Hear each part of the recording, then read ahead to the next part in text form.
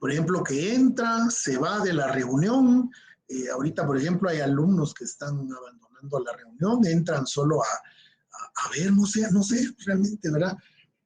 Uno, pues, debe de aprender en la vida, pues, a que hay que recibir las clases, pues, ¿verdad? En mi época, pues no, como no hubo pandemia, ahora ustedes, esto fue para todos, pero presencialmente nos pasaba, teníamos que ir, o sea, era muy específico el no asistir a una clase y era a veces por el trabajo, pues, ¿verdad? Yo he sido bien consciente en esto, con estudiantes de esta jornada, toda vez de que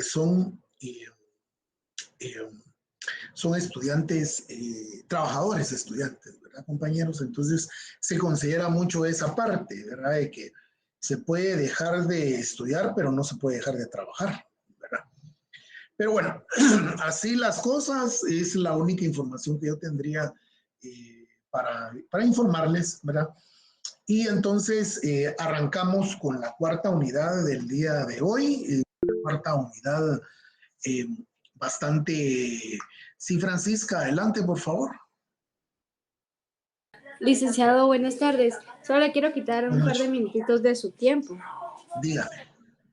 Fíjese que estoy empezando a hacer el trabajo que usted nos dejó para entregar ahorita la segunda unidad. ¿Cómo no? Para el segundo parcial, pero tengo el problema de que he intentado ubicar libros porque, pues como hay que poner las citas, ¿verdad? ¿Cómo no? Entonces, realmente he encontrado varios documentos, pues porque acceder ahorita a libros es un poco complicado físicamente, ¿verdad? Entonces yo he intentado pues en PDF o algo que pueda encontrar en línea, pero realmente libros completos ni resúmenes no he localizado. Sí he encontrado varios documentos y pues de hecho ya he leído varios y ya tengo claro, por ejemplo, qué es la exegética, qué es la antinomia y todo eso, pero realmente lo único que he encontrado como referencias, pues ahí sí que son los links, ¿verdad? Entonces tenía duda de cómo solucionar eso. Francisca, una consulta para usted y para el resto de compañeros. Me imagino que usted trabaja a tiempo completo o a trabajo o horario parcial. Trabajo en casa, licenciado. Bueno, miren, pues yo me recuerdo que cuando yo informé, no lo consigné en el instructivo para elaborar el trabajo, pero hay universidades, bueno, todas las universidades privadas, ¿verdad? Ustedes ya están trabajando en forma presencial. Y vamos a ver, la Universidad La Rafael Landívar tiene biblioteca, la Universidad del Valle tiene biblioteca, todas las universidades tienen biblioteca hasta donde yo sé. La biblioteca Francisco Marroquín, ¿verdad? De la Universidad Francisco Marroquín es una de las más completas, tienen hasta Wi-Fi buenísimo incluido, y Francisco Marroquín atiende los fines de semana, ¿verdad? Entonces, en algún momentito, sábado, domingo, habría que sacrificar un poco de tiempo, ¿verdad? Para poder visitar estas bibliotecas, ¿verdad? Hay muchas bibliotecas de universidades en casi todo el mundo. Yo consulto mucho, por ejemplo, la universidad en línea de la universidad. No, no, Luis, no.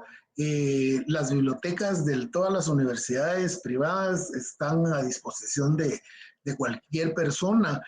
Mejor si tuvieran ustedes su carnet universitario, pero aunque no lo tengan, con su DPI se pueden identificar, ¿verdad? En mi época, en mis tiempos, pues con el carnet de la Universidad de San Carlos, inclusive había servicio de fotocopias, las bibliotecas, ¿verdad? Pero hay bibliotecas, por ejemplo, la Universidad Nacional de Costa Rica, que era lo que yo les decía, la que yo consulto mucho, la biblioteca de la Universidad Nacional de Costa Rica en la Facultad de Derecho, tiene mucho material subido en línea. Es decir, ahorita hay de verdad una sinfín de recursos que en mi época pues no existía. Eh, entonces podríamos consultar ahí. También hay muchas librerías en el centro de la ciudad. Ahorita para Semana Santa, los que son bastantes devotos y cargan y todo eso, hay librerías, por ejemplo, enfrente del Bufete Popular y a la par del Bufete Popular, allá cerca del registro, hay bibliotecas de libros usados, se podrían conseguir algunos ejemplares, yo he conseguido algunos así también, ¿verdad? Cuando he ido, buenas noches, Estuardo, cuando he ido por ahí, por el registro, hoy que estuve ahí cabalmente haciendo mis trámites, ¿verdad? Me metí a una de esas bibliotecas. Es decir, tenemos que pensar en todos los recursos habidos y por haber para poder conseguir la bibliografía para ahí también exactamente, Estuardo, eso le iba a decir, allá cerca de tribunales hay una sobre la Octava Avenida, o no sé si es la central, la librería marquense de libros, ¿verdad? Todas estas librerías venden, perdón, tanto libros nuevos como usados, ¿verdad? Yo sé que es un poco costoso poder comprar libros originales de las últimas ediciones, ¿verdad? Porque pues a veces no contamos con los recursos, pero yo sí consideraría a Francisca en ir a visitar estas bibliotecas de las universidades privadas. La Francisco Marroquín le recomiendo, ¿verdad? Usted se puede ir ahí su domingo, por ejemplo, su par de horas, está abierta la biblioteca. Yo me recuerdo que también les comenté en alguna ocasión, en 2017, fui yo a un congreso sobre educación a Puebla, México, a la Benemérita Universidad de Puebla, la UAP, ¿verdad? La famosa UAP. Miren ustedes, de verdad yo hago esas comparaciones porque así es, ¿verdad? Desde la parada de los buses, ¿verdad? El wifi, pero con aquella velocidad que iba hasta reventar, ¿verdad? El wifi. Y la biblioteca, miren, compañeros, biblioteca, librería. Y lo mejor de la biblioteca, abría los 365 días del año, las 24 horas. Increíble, ¿verdad? Otra concepción de la educación, ¿verdad? Ustedes, pero no sé si le ayudan esos consejos de Francisca, ¿verdad? Marco, adelante, por favor. Perdón, Elic, ¿cuál fue el nombre de la Universidad de Costa Rica que mencionó para poder buscar? La UNA, Universidad Nacional de Costa Rica, la UNA. Muchas gracias, licenciado. Ajá, y así pueden meterse en la ¿cómo se llama? En la, Bill, ¿cuántas ya Estuardo ahí está comentando? ¿Verdad? Hay que probar a esta Benemérita Universidad de Puebla, la UNAM en México también. O sea, hay otros países más desarrollados que el nuestro, ¿verdad? Ustedes. Es triste decirlo y reconocerlo, pero es la realidad nacional, ¿verdad? Porque toda vez no sabemos cuándo los compañeros, ¿verdad? Irán a devolver las instalaciones y entonces, pues, también nuestra biblioteca es una buena biblioteca, yo creo que hay en línea, pero no sé porque obviamente ellos, sus servidores y todo, es como la facultad, ¿verdad? Ustedes que tuvo que prácticamente desde fuera volver a montar todo, imagínense el sistema, la página realmente ha sido un gran esfuerzo que todas las unidades académicas y nuestra facultad pues ha hecho porque todos los servidores, todo el equipo está en los edificios, ¿verdad? Pero al no tener acceso es lo que estamos viviendo y lo que estamos pasando, ¿verdad? Pero bueno, así es el asunto, ¿verdad? Entonces, vamos a vamos a continuar. Si es que ya no hay más preguntas con relación al Centro Cultural de España, muy bien, buenísimo. No, muchas gracias, Noemí. No sabía que en el Centro Cultural de España hay biblioteca. Miren, buenísimo. Y de paso se come una paella, ¿va? Que están anunciando ahorita. Es riquísima la paella, ¿va? Pero bueno, ¿verdad? Entonces, vamos a ¿cómo se llama? A continuar con nuestra clase con el desarrollo del curso, agradeciendo a las 113 personas que ya están adheridas a esta transmisión, ¿verdad? Y entonces, como les informaba, arrancamos la cuarta unidad, ¿verdad? La cuarta unidad de nuestro programa de curso de estructuras del pensamiento jurídico, el juicio jurídico, ¿verdad? Es la unidad tal vez más densa, ¿verdad? Imagínense a la diapositiva 14, solo pude resumirles el punto 4.2 a la mitad. Me faltó, realmente no quise enviarles una presentación de 20 diapositivas, ¿verdad? Porque trato la manera de que si muchos sean 10, ahorita con 14 vamos a ver cómo nos va. Dice, son relacionados con el trabajo de lógica, sería que de esos temas.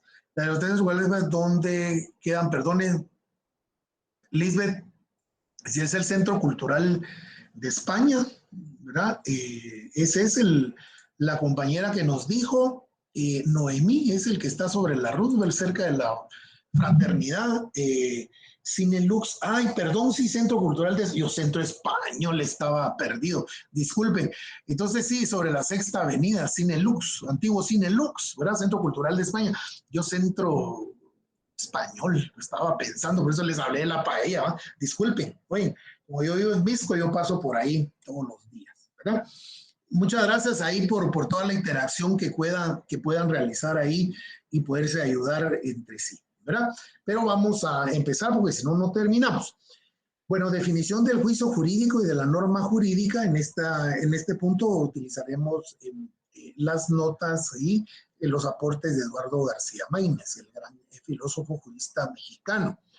Del mismo modo que el concepto antes de definir el juicio, se establecerá lo que no es dicha forma del pensamiento. Belonchi Ibarra y Tejedor Campomanes, que son de los filósofos que cita mucho Eduardo García Maínez, manifiesta que el juicio no es, empieza con puros resúmenes contrarios, ¿no? Que el juicio no es el acto por el cual el entendimiento une o separa dos ideas o conceptos mediante la afirmación o la negación, porque el juicio es el producto de dicho acto y no el acto mismo.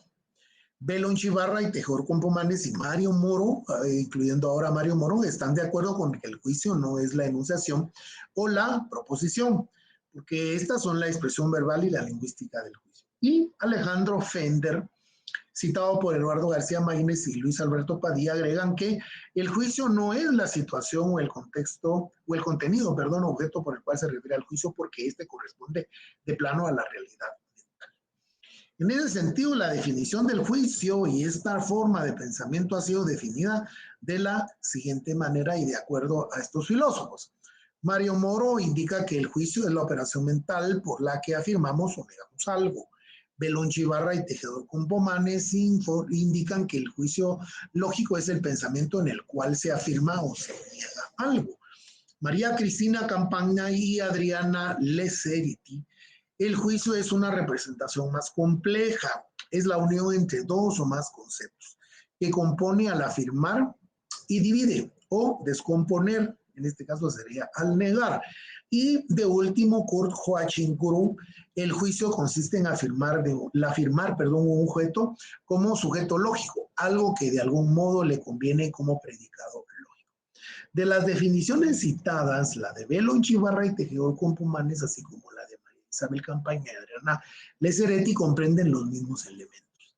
Empero, la de Mario Moro confunde el juicio con el acto mediante el cual se formula.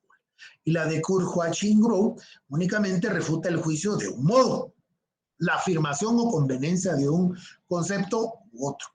Son sin considerar la negación, obviamente porque tiene que haber ese elemento, como lo vamos a ver más adelante, precisamente cuando ya estemos viendo en la formulación, no solo de los juicios, sino también de la norma.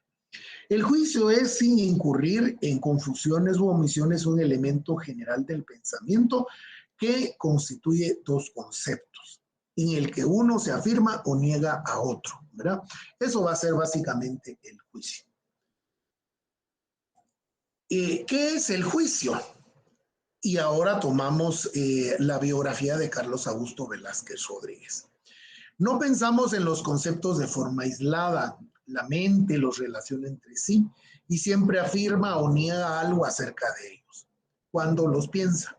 Es decir, el ser humano juzga o asigna cualidades a cada sujeto. El juicio de esa actividad humana en la que la mente relaciona dos conceptos, afirmando o negando una cualidad del primero. Siempre que se piensa en un concepto, se le relaciona con otro u otros. Al concepto inicial se le atribuye ciertas características que lo definen y que resultan algunos de sus rasgos. A es igual a B. En el ejemplo, cuando se piensa en un contrato, inmediatamente se le asocia con otras ideas como documento. En ese momento ocurre un proceso en donde el cerebro elabora un mensaje, un juicio, más o menos así. Los contratos son documentos. Y alguien podría también pensar los documentos son contratos, ¿verdad? Pero si vamos al orden cómo aparecen los dos conceptos, contrato y documento, pues entonces sí, serían los contratos o documentos. Lo anterior significa que el pensamiento se realiza por medio de proposiciones, oraciones. En lógica se diría la relación entre conceptos. Esta es la expresada con palabras. La asociación entre contrato y documento se expresa gramaticalmente en una oración. Los contratos son documentos. La palabra juicio está inserta en el lenguaje jurídico desde sus inicios. Proviene del latín indicium, que significa veredicto. A su vez, deriva de ius, derecho, ley. Por eso se habla del juis poniente, ¿verdad? Por ejemplo, ¿verdad? Y indicare, indicar. Como se colige, era utilizada en el ámbito del derecho romano. El término ius se refería a una norma establecida por la autoridad competente. Tienen el mismo origen etimológico, términos como iudex, que significa juez. Lo que éste sentenciaba se conocía como iudicium, lo que el juez dice, que fue derivado en el vocablo juicio en el español actual, ¿verdad? Y esto es muy utilizado, por ejemplo, ¿verdad? Ya prácticamente es un término universal utilizado precisamente en todo lo que corresponde a cualquier materia de derecho procesal. No siempre que se expresa más de un concepto se puede hablar de una proposición, una oración. Por ejemplo, sistema democrático. Los conceptos, sistema democrático. Relaciona los conceptos, sistema y democrático, pero no es una proposición. Para lo que sea, se requiere que esta relación pueda ser falsa o verdadera. La frase sistema democrático no afirma ni niega nada, en virtud de que obviamente pues no hay nada ahí que pueda distinguir entre afirmar o negar. Por lo tanto, no puede saberse si es falsa o verdadera. En cambio, si dijera, nuestro sistema es democrático. Si afirma algo que puede ser verdadero o falso. En este caso está afirmando. En el derecho, el juicio es la fuente para elaborar el argumento jurídico. Se le asume como el sentido de la norma interpretada que permite construir el argumento adecuado para un proceso en concreto. Con el juicio lógico, la mente jurídica predica la atribución del derecho. En el caso concreto, según López, acá es 2018, hoy no es 20.218, sino es 2018 para que corrijan ahí, quiten ese 2 que está de más ahí, ¿verdad? El jurista realiza actos continuos en los que juzga. Esa operación implica un acto complejo, pues la mente se moviliza entre dos términos o conceptos, los cuales debe relacionar en forma racional. Un ejemplo más podría decirse, Daniel Ortega es culpable por enriquecimiento ilícito. La mente está relacionando dos conceptos. Daniel Ortega, va a ser uno completo, y enriquecimiento ilícito. Esta asociación constituye un acto de juzgar, pues se está afirmando una relación efectiva entre tales términos. Por supuesto, el juez que dictamine tal sentencia no realizará un acto simple y espontáneo. La acción aparentemente simple implica una serie de movilizaciones de la conciencia que le han obligado a tener clara la definición de ambos conceptos que se relacionan. El término juicio representa dos significaciones. La primera alude a la operación mental en la que se vinculan dos conceptos para expresar una propiedad o cualidad del sujeto, ¿verdad? En la segunda se le concibe como la unión o las separaciones de tales conceptos, es decir, una atribución de sentido.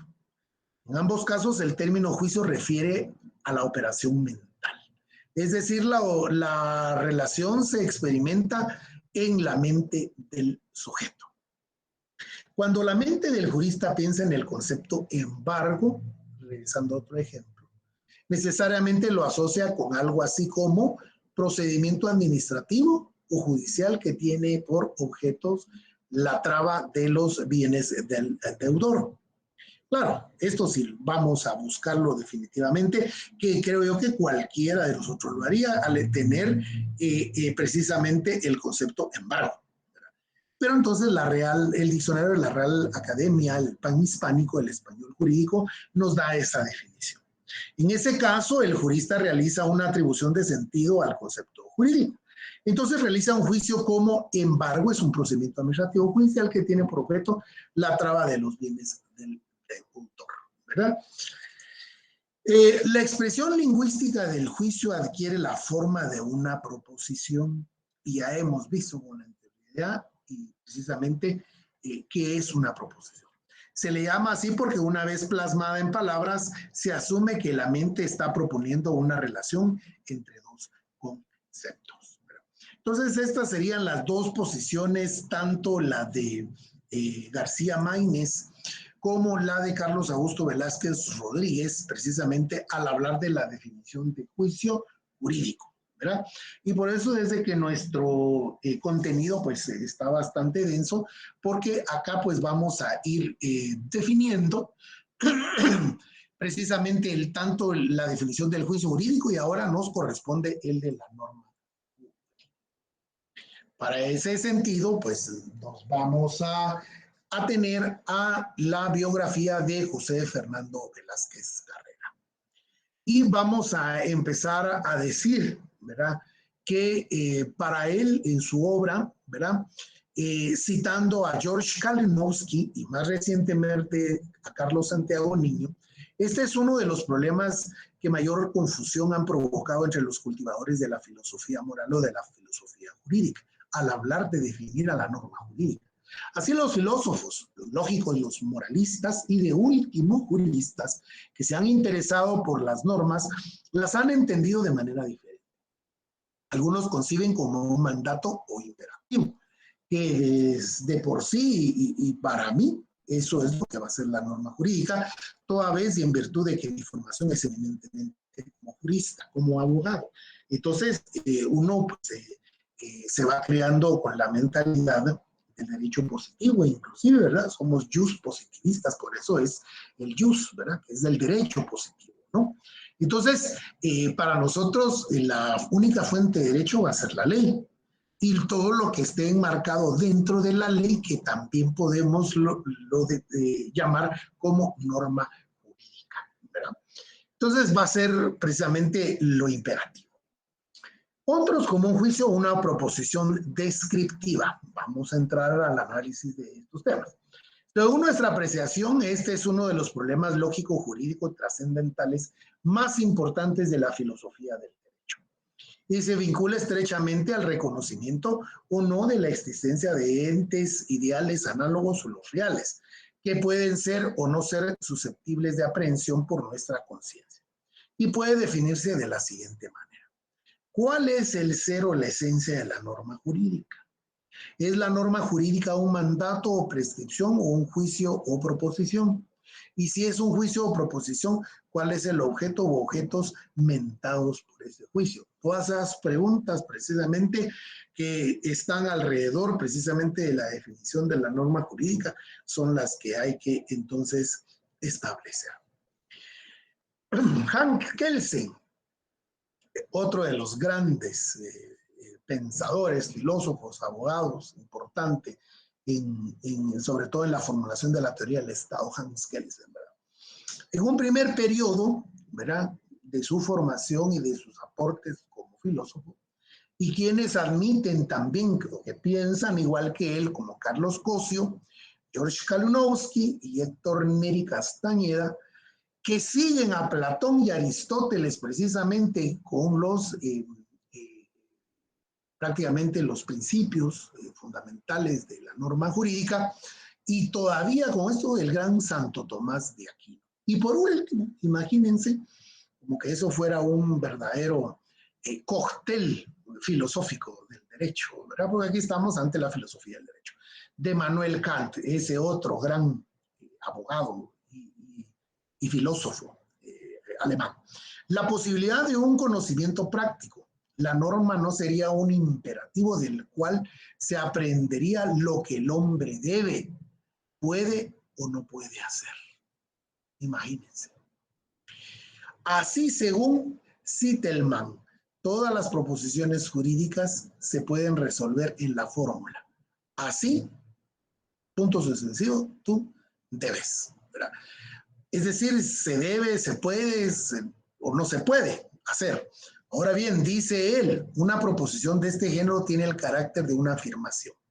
Es decir, de un juicio, particularmente de un juicio hipotético. O sea, es una afirmación sobre una relación ya existente. Y es que lo que sucede con esto, compañeros, es de que eso es lo que la norma jurídica trata, de regular universalmente la conducta del ser humano. Y por eso va a ser siempre una afirmación, ¿verdad? Porque en la tipificación de la norma así va a estar establecido. Más adelante vamos a ver precisamente ejemplos de cuando estemos viendo las estructuras del juicio, ¿verdad? Cuando prácticamente se piensa universalmente, y es que así es, pues, ¿verdad? Hasta después va a ser aplicado la norma, ¿verdad? Y por eso es de que en el derecho sajón es muy importante la jurisprudencia, cómo es que se resuelven los casos, y eso para ellos ya constituye fuente directa de derecho, ¿verdad?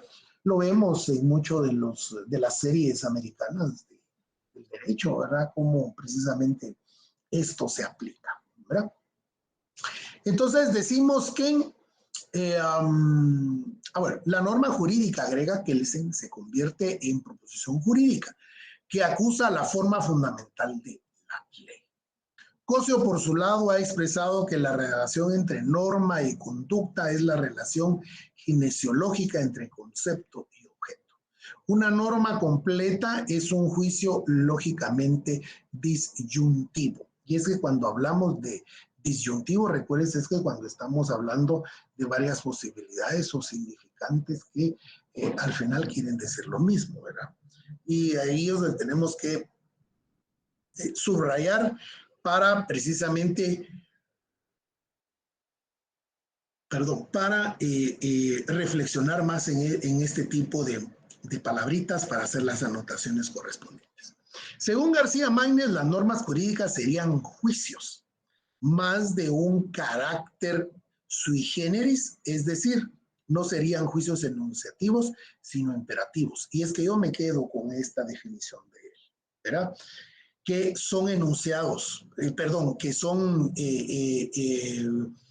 son precisamente las normas jurídicas, son juicios imperativos, ¿verdad? Son precisamente raciocinios jurídicos, ¿verdad? Lógicos jurídicos, pero los mismos son imperativos. Si no fuese así, no tendría el carácter, obviamente, la norma de la regulación de la conducta humana. Y recordémonos que para eso existe el derecho, pues, para regular la conducta humana. Si no, entonces, ¿de qué serviría? Porque las leyes no son poemas filosóficos, ¿verdad? O sea, por supuesto que toda esta parte es fundamental, la ayuda y demás, pues, ¿verdad? Pero precisamente la norma nos ayuda precisamente a poder corregir inclusive la conducta, prevenir inclusive, porque parte fundamental de la norma jurídica es que también sea como sistemas preventivos, pues preventivos en este caso de las conductas malas, por ejemplo, ¿verdad? Hablando de derecho penal, de las conductas delictivas, pues, ¿verdad? Por mencionar algo. Esto se ha admitido siempre y por ello se habla de 4 especies de proposiciones y paralelamente de otras clases de pensamientos: enunciativos, optativos, interrogativos e imperativos. La lógica tradicional se refiere a los primeros y sus principios solo a estos son aplicables. La lógica jurídica, en cambio, estudia los últimos del grupo y puede considerarse, por tanto, como rama o caso especial que la que debe ser. La tesis de García Maínez, al igual que los otros grandes filósofos quienes sostienen que la norma no sería un imperativo sino un juicio o una proposición descriptiva, un acto de conocimiento. Sin embargo, habría cierta diferencia, ya que mientras estos afirman que la norma sí sería un juicio o proposición enunciativa por medio de la cual se conocería lo que el hombre debe, puede o no debe hacer, para García Maínez la norma no sería un juicio de esta clase, sino un juicio de carácter imperativo, ¿verdad? Al final concluyo yo juntamente con García Maínez precisamente porque, insisto, ¿no?, en el carácter punitivo, obligatorio, coercitivo, impositivo de la norma jurídica, si no, no tendría otro carácter más que precisamente la que, bueno, serían adornos poéticos, ¿no? Eso no nos sirve nada para regular, obviamente, las conductas de los seres humanos imagínense, de toda la humanidad alrededor del mundo, ¿no? ¿Verdad? Entonces ahí es donde tendríamos ya de último lo que es la definición con relación a la norma jurídica, ¿verdad? Las estructuras y los elementos del juicio jurídico y de la norma jurídica es lo que nos corresponde ya en el apartado del punto del 4.2. Para esto regresamos a Carlos Augusto Velázquez Rodríguez. Para iniciar con el conocimiento de la estructura del juicio jurídico, ahora es la estructura, ¿verdad? Ya pasamos los puntos de la definición tanto del juicio jurídico como de la norma jurídica. Hoy ahora entramos a hablar de la estructura, cómo está estructurado el juicio jurídico y sus elementos. Trataremos primero de una clase específica de ellos, ¿verdad?, en cuanto a la estructura, y vamos a ver lo que son los categóricos. Son aquellos que se expresan una relación que no está subordinada o condicionada. ¿A qué? Es decir, expresan una afirmación que no ofrece dudas. En estos juicios se afirma o se niega algo, que la propiedad expresada en el predicado corresponde o no al sujeto. Y aquí es donde se empieza a poner interesante esto. El juicio de impuestos son necesarios. Asevera que la propiedad, concepto, necesarios es atribuida al concepto impuestos. En este caso, impuestos sería el sujeto y necesarios el predicado. El sujeto y el predicado se representan unidos por medio de un verbo. Esta sería es o ser, ¿va? Para ponerlo en ¿cómo se llama? Para poderlo conjugar, ¿verdad? Sería ser, ¿verdad? Es o ser. Se trata de una cópula, ¿verdad? Aquí entramos ya a ver la que es la cópula, en este caso una cópula, ¿verdad? Jurídica, pues no expresa acción, sino solo relación entre ambos conceptos. Y el ejemplo que nos da licenciado Carlos, ¿verdad?, es que Daniel Ortega es culpable por enriquecimiento ilícito. Al entonces desmenuzar o esquematizar la oración, nos quedaría de la siguiente manera. Sujeto, Daniel Ortega, es el concepto que recibe la atribución. El predicado, culpable por enriquecimiento ilícito, es lo que se atribuye al sujeto. Y la cópula es el verbo que sirve de enlace entre ambos términos. Afirma o niega si lo que se predica es propio o no del sujeto. En el ejemplo, la cópula afirma la atribución de culpable por enriquecimiento ilícito al concepto de Daniel. Entonces, ya al esquematizarlo nos queda de la siguiente manera. El sujeto, Daniel Ortega, es cópula, que también Daniel Ortega sería el concepto 1. Pero la cópula es, ¿verdad? Esa categorización, esa palabra y ese concepto que precisamente, perdón, ese predicado, digamos lo que estaría entonces afirmando, en este caso lo está afirmando, pero si no fuera no es, ¿verdad? Pero en este caso está afirmando. Es culpable por enriquecimiento ilícito. Lo anterior se concluye, que todo juicio categórico se presenta con la estructura siguiente. Sujeto, identificado como ese, más verbo ser, identificado como es, más predicado. Entonces nos queda S es P, sujeto, verbo y predicado, que es lo que nos enseñaban en la formulación de oraciones cuando recibíamos nuestros cursitos de idioma español allá por la primaria, ¿verdad? También conocido también en otras latitudes, en otros países como gramática, ¿verdad?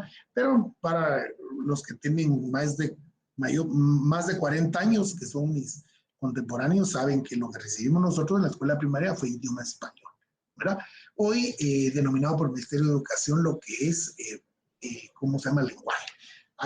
Le llaman L1 al lenguaje materno, porque como ahora es bilingüe la educación, entonces en ese orden de ideas, pues tenemos siempre, indistintamente si es lenguaje o es idioma español, sujeto, verbo y predicado, ¿verdad?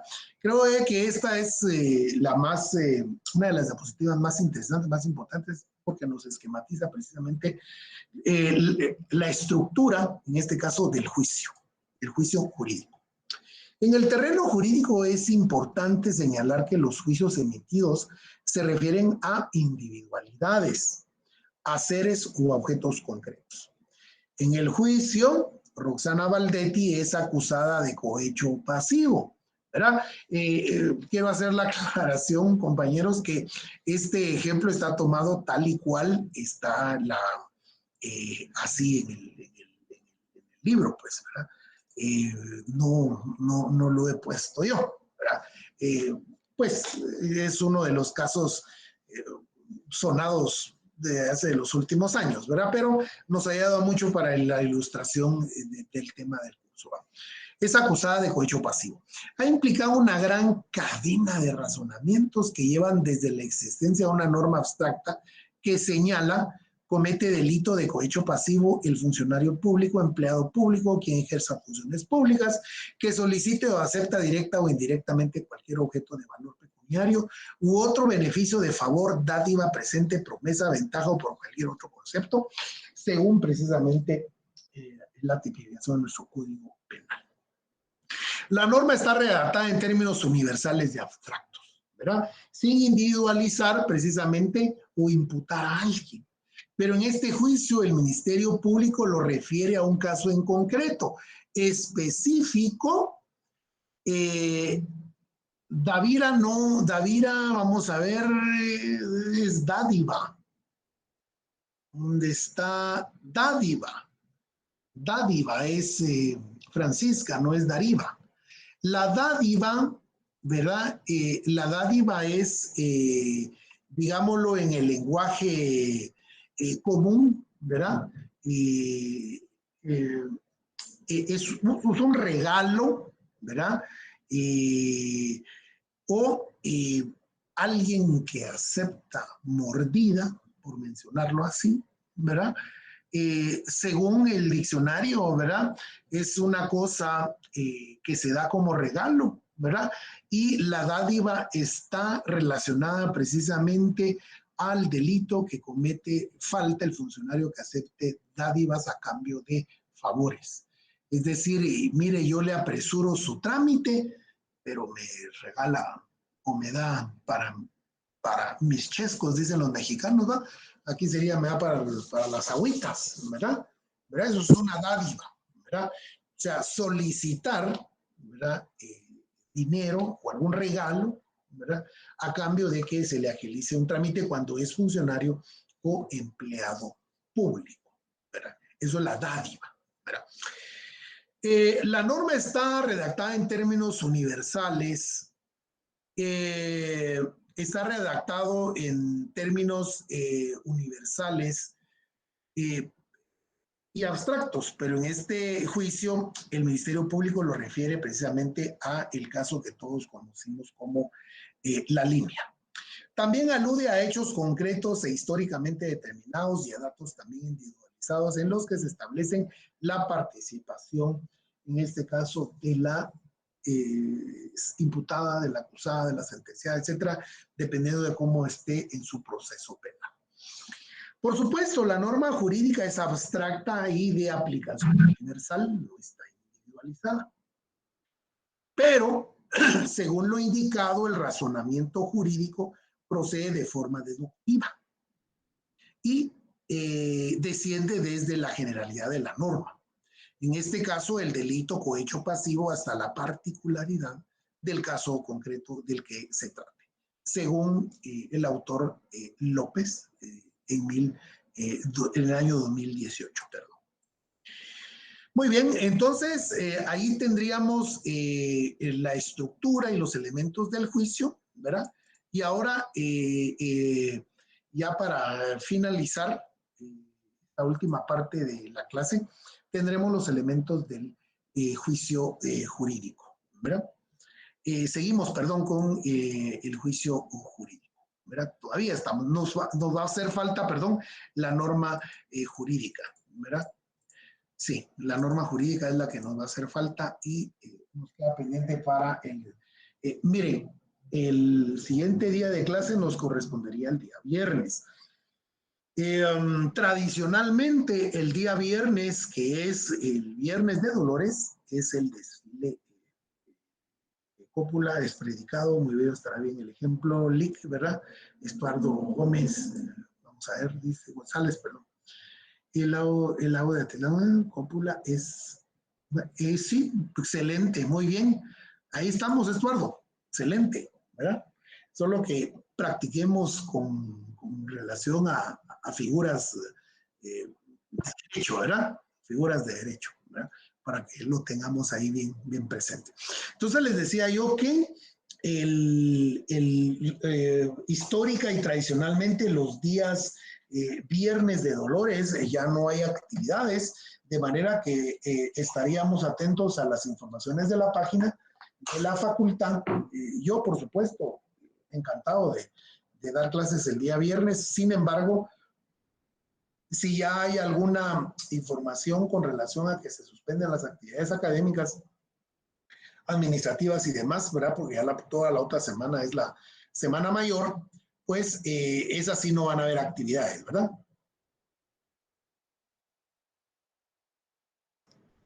Y nos vemos hasta el día lunes, es lunes 10 de abril, ¿verdad? Lunes de Pascua, ¿verdad? Pero hay que estar atentos, ¿no? El juicio se compone de los siguientes: no hay clases en presencial, no habrían clases, es más, se nos sacaban. Sí, sí, es cierto, ¿verdad? Para la huelga, ¿verdad? Y precisamente, ¿verdad? No habían actividades para ese día, ¿verdad? El Viernes de Dolores, ¿verdad? Cerrada la universidad, se tomaban todos los edificios por parte de los compañeros, los encapuchados, porque se preparaba desde el día jueves. Me recuerdo yo que el Paraninfo lo entregaban los días jueves a mediodía, ¿verdad? Porque la tarde y en la noche se realizan los preparativos de las carrozas y todo eso, ¿verdad? Para el desfile del día viernes. El juicio se compone de los siguientes elementos: concepto sujeto, es el concepto que se afirma o se niega algo. Concepto predicado es el concepto que se atribuye o niega algo, concepto sujeto. El concepto cópula, ¿verdad? Porque al final son todos conceptos, ¿verdad? Solo hay que tener en cuenta concepto sujeto, concepto predicado y concepto cópula.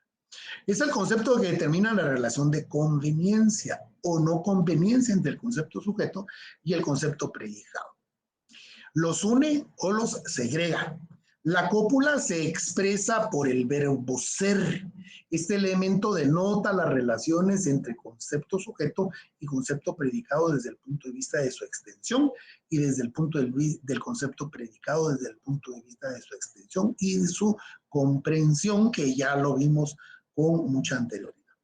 Desde el primero, el concepto está comprendido en la extensión del concepto predicado, pero desde el segundo, el concepto predicado está contenido en el concepto sujeto. Son juegos de palabras, ¿verdad? Ustedes que hay que ordenar. Enumerados y explicados los elementos del juicio, estos se esquematizan de la siguiente manera.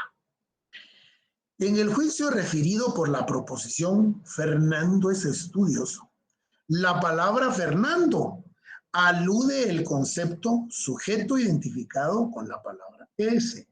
El vocablo es expresa el concepto cópula y el término estudioso representa el concepto predicado P. En el ejemplo citado con la forma S es P, el mismo por la cópula es afirmativo, porque la cópula pasa a ser la palabra es. Segundo, en el juicio expresado por el enunciado, Ulises no es imprudente. El vocablo Ulises alude al concepto sujeto, P. El término no es expresa el concepto cópula y la palabra imprudente representa el concepto predicado, P. En el ejemplo relacionado con la forma S, no es P, el mismo, por la relación de no conveniencia del concepto predicado al concepto sujeto, es negativo porque está negando, no está afirmando. Como se puede apreciar, el concepto cópula determina la relación entre los conceptos. Es por ello que la misma constituye el elemento formal del juicio y el concepto sujeto y el concepto predicado en su materia. Además de la función del concepto cópula de unir o separar el concepto sujeto y el concepto predicado, los filósofos y los lógicos señalan que la misma tiene una función enunciativa, la cual consiste, como expresa Belonchi Ibarra y Tejedor Compomane, en la correspondencia entre que se dice el juicio y la realidad. Es por esta última función del concepto cópula que motiva la calificación del juicio en verdadero o falso, por lo que algunos lógicos modernos señalan a la teoría del conocimiento y se vincula con la ontología y la gramática, debido al uso del lenguaje natural, por el cual se clasifican los juicios en base al modelo gramatical y se pretende que los mismos reflejan la estructura de la realidad, ¿verdad? Y aquí es donde la cópula nos basamos en ese afirmativo o negativo, no necesariamente. Bueno, sí, Francisca, si usted lo está entendiendo así, cabal, eso es porque va a ser la unión de los dos concepto sujeto y concepto predicado y va a ser, digámoslo, la palabra determinante o la unión determinante para afirmar o negar algo, ¿verdad? Así sería. Muy bien. Es importante que lleven ustedes la secuencia también de todo esto para ir haciendo sus apuntes específicos y ustedes con sus palabras hacer las anotaciones correspondientes.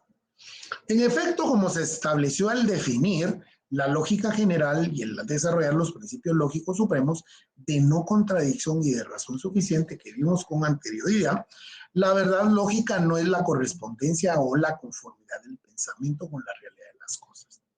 No obstante que tal su acepción, ya que la lógica como ciencia formal encuentra su verdad en la congruencia, coherencia o ausencia de contradicción en el pensamiento mismo. Al hablar precisamente del pensamiento, del raciocinio, ¿verdad usted? Los elementos del juicio no siempre figurarán íntegros en una proposición. Ojo con esto. A veces no estará presente alguno de los componentes señalados. Juan José Sanguinetti desde una perspectiva gramatical, expresa la excepción a la integridad del juicio, el cual se produce en las frases con verbo impersonal. Pervigracia, los juicios significados con los enunciados. Hace mucho calor y está oscuro, los cuales no tienen concepto sujeto, indican la producción de un acto o un fenómeno, pero en ellas o el acto o el fenómeno figuran como concepto sujeto, ¿verdad? Hay que tener mucho cuidado. Esto es como cuando uno está aprendiendo la conjugación de los verbos, ¿verdad? En tiempo presente, pasado, futuro, pretérito, pretérito y todo eso que les dejan a uno. Y cuando le preguntan a uno, bueno, conjugue el verbo en tiempo y presente, llover. No puede decir uno, yo lluevo, ¿va? Él llueve, nosotros llovemos, ¿verdad? No, precisamente es un accidente gramatical, ¿verdad? En el cual lo que está precisamente indicando, precisamente, ¿verdad? Son juicios de significados de enunciados, ¿verdad? Y son impersonales para empezar, porque entonces esos verbos, ¿verdad? En el caso de llover, ¿verdad? No se puede conjugar, ¿verdad? Es impersonal, ¿verdad? Porque nadie puede llover, ¿verdad? Sino es un estado precisamente derivado al ecosistema, a la naturaleza y demás, ¿verdad? La relación de los elementos del juicio desarrollados constituyen lo que se denomina juicio simple, integrado por concepto sujeto, un concepto cópula y un concepto predicado, simple como los que hemos estado viendo. Y la relación de varios juicios simples por medio de otros conceptos denominados gramaticalmente como conjugaciones constituyen lo que acabo de explicar, los juicios denominados compuestos. Por ejemplo, el juicio indicado con la proposición: si Juan estudia para su examen, entonces Juan ganará su evaluación. Es un juicio compuesto ya que está integrado por dos simples. El juicio referido por el enunciado Juan estudia para su examen y el juicio aludido por la proposición Juan ganará su evaluación, relacionados entre sí con la conjugación condicional sí, entonces, ¿verdad? Por eso es de que va a ser compuesto, ¿verdad? No sé si esto último está bien claro. Ustedes pueden hacer sus ejercicios así como Eduardo lo presentó, ¿verdad? El segundo sería consecuencia del primero. Bueno, no tan así. Lo que sucede es de que está compuesto, ¿verdad? Hay dos conceptos ahí, ¿verdad? Y entonces lo determinante va a ser la conjugación, sí, ¿verdad? Si es sí, va, entonces, mire hasta dónde brincó. Sí, entonces. Si estudia, entonces, ¿verdad? Ganará su evaluación. La conjugación, sí, entonces, ¿verdad? Entonces, pero ahí el ejemplo es precisamente para hacer la conjugación de compuesto, ¿verdad? Para el ejemplo, ¿verdad? El simple es como lo que venimos viendo anteriormente, ¿verdad? Bueno, muy bien, compañeros, siendo las 20 horas con un minuto, estaríamos aquí concluyendo con el contenido preparado para el día de hoy, ¿verdad? Y estaríamos en la fase entonces de preguntas y respuestas, si es que las hubiera.